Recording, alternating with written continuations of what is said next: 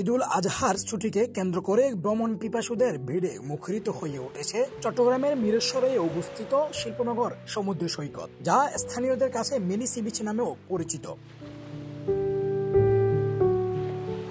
জাতীয় বিশেষ অর্থনৈতিক অঞ্চলের পাশেই অবস্থিত এই সৈকতের মনোরম প্রাকৃতিক পরিবেশ ভ্রমণ প্রেমীদের কাছে বাড়তি আকর্ষণ হয়ে উঠেছে।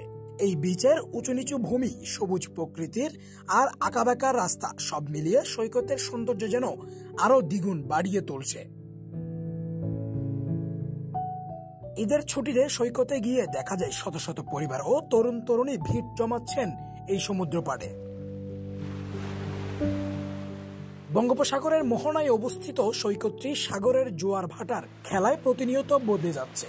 সাপ্তাহিক ছুটির দিন ছাড়াও ঈদ, পূজা ও বিশেষ ছুটির সময় এখানে বাড়তি ভিড় লক্ষ্য করা যায়।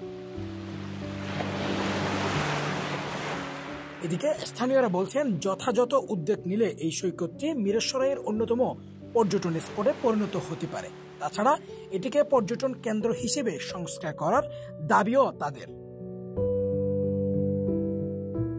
এখানে আসলে অনেক দর্শনার্থীরা আসে। দর্শনার্থীদের জন্য একটা গণশৌচাগার নাই, বাথরুমের কোনো ব্যবস্থা নেই।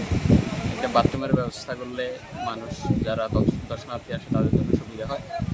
প্লাস এখানে কোনো স্থায়ী দোকান নাই। প্রশাসনের অনুমতি সাপেক্ষে যদি একটা স্থায়ী দোকান করা যায় তাহলে এখানে মানুষ আসলে খাওয়া বা একটু আড্ডা দেওয়ার সুবিধা হয়।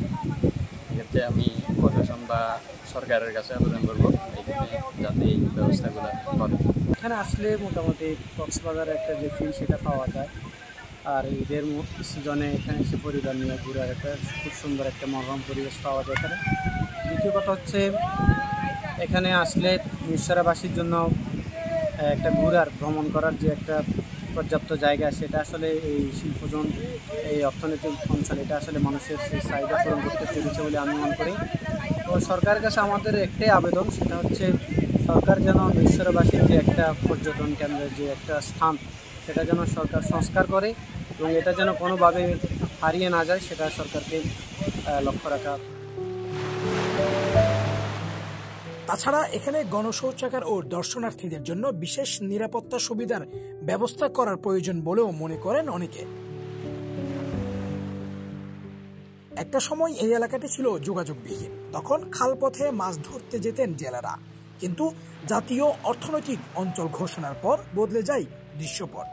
নির্মিত হয় সুপার ডাইক, বসানো হয় ব্লক, এরপরেই উন্মোচিত হয় নতুন এই সমুদ্র সৈকতের সৌন্দর্য। সরকারি পর্যটন উন্নয়ন প্রকল্পের আওতায় এই সৈকতটি আধুনিক রূপ পেলে স্থানীয় অর্থনীতি ও পর্যটন শিল্পে নতুন সম্ভাবনার দ্বার খুলবে বলে মনে করেন স্থানীয়রা।